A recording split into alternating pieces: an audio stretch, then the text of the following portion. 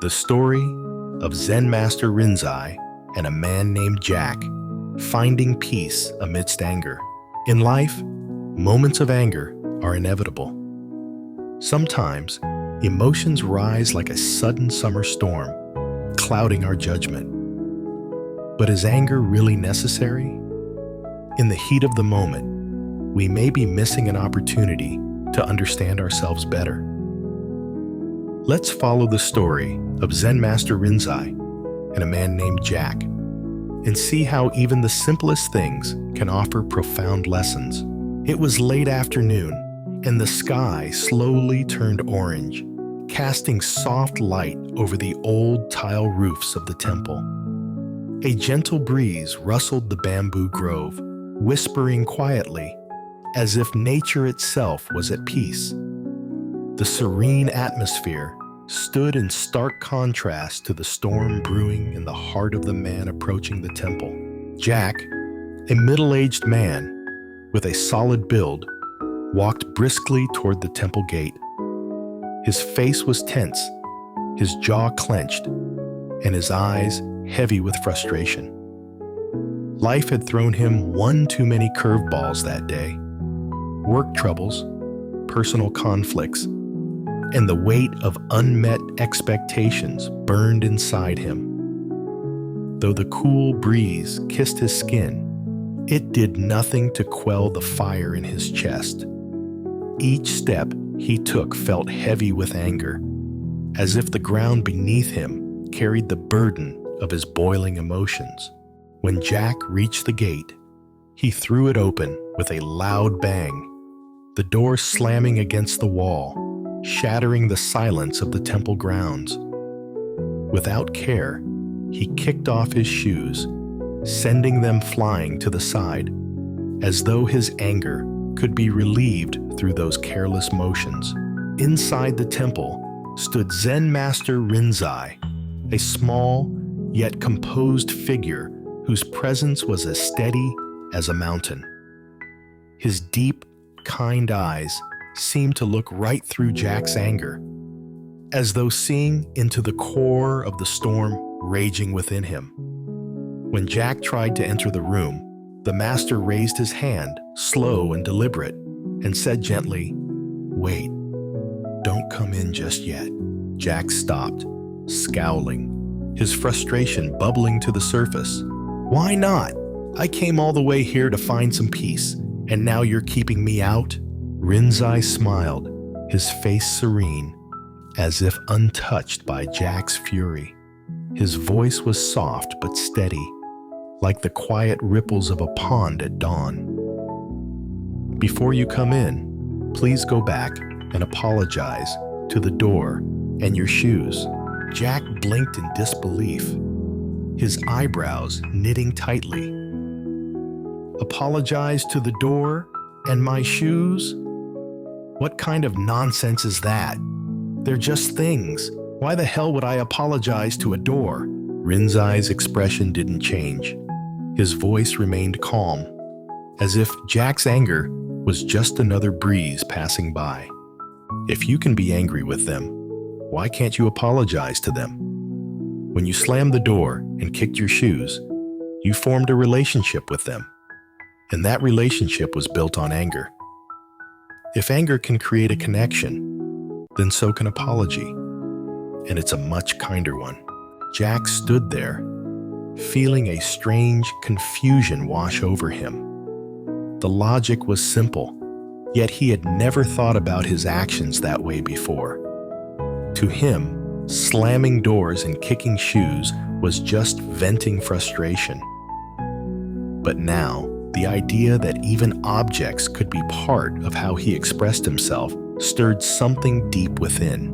The temple courtyard fell into a deep, soothing silence. The only sound was the rustling bamboo, gently swaying in the evening breeze, as if inviting Jack to let go of the storm inside him. After a moment of hesitation, Jack took a slow breath, turned toward the door, and laid his hand on its wooden frame. His hand felt heavy at first, but as he whispered, "I'm sorry." A weight seemed to lift from his chest. He crouched down, picked up his shoes, brushed the dust off them, and said softly, "I'm sorry." In that small act, Jack felt something shift within him. The frustration that had built up all day began to dissolve, like ice melting under the warmth of the sun. His eyes stung with tears, not out of sadness, but from the overwhelming relief of realizing how much lighter life could feel without the burden of anger. When Jack turned back to the master, his face had softened. The lines of tension that once marked his forehead had eased, and his gaze was calm. Rinzai greeted him with a gentle smile, his eyes radiating warmth and understanding. "Life will always throw challenges our way," Rinzai said quietly. "We can't control what happens, but we can always control how we respond. Anger is like fire. It feeds on whatever fuel it finds. When we respond to anger with more anger, we only fan the flames, hurting ourselves and those around us. But love and kindness can smother that fire. Forgiveness not only soothes the situation, but brings peace to our own heart." Jack listened, the words sinking deep into his soul.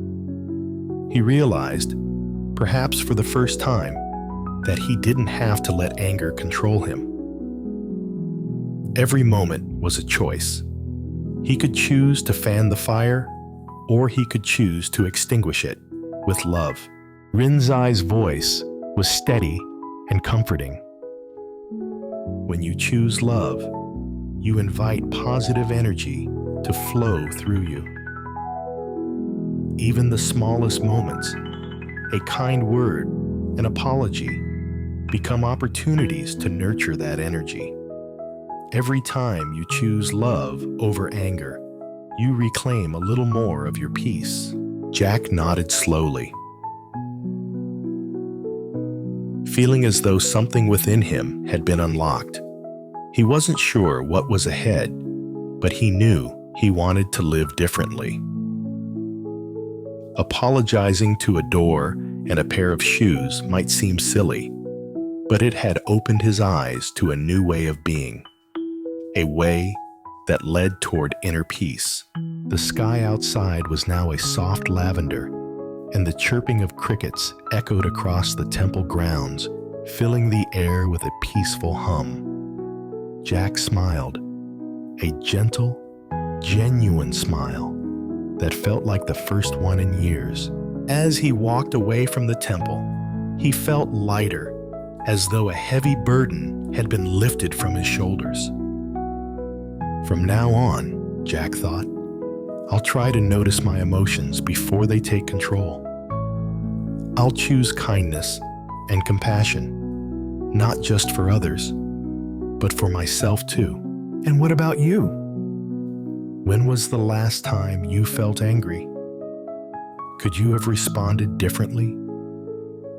What if the smallest things, the ones we often overlook, held the key to your peace? Life will always have its challenges, but what truly matters is not how many difficulties we avoid, but how we choose to face them. Let love and kindness be your guide, and every step you take will feel lighter and more peaceful.